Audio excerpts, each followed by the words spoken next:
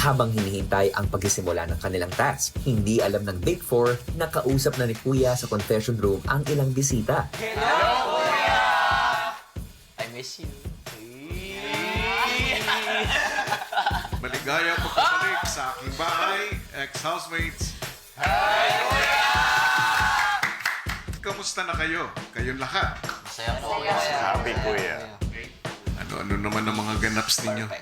Mga mall show po, kuya. Parang binano ka na sa mall show, ah.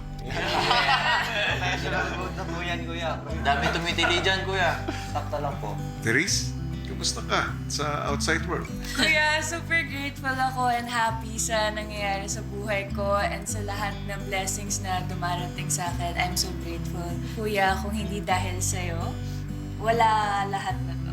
Dylan, ikaw, kamusta ka?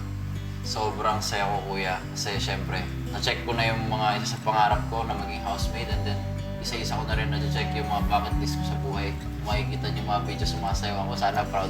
Sana proud ka sa akin. Galing mo nga sa mga yun, eh. Yun, no?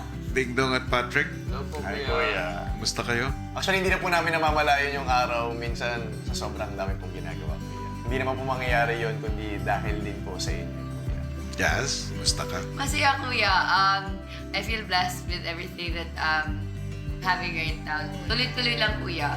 Ikinagagalak kong muli kayo makita at gusto kong malaman ninyo that I am proud of all your endeavors at sa mga oportunidad na dumarating para sa inyo.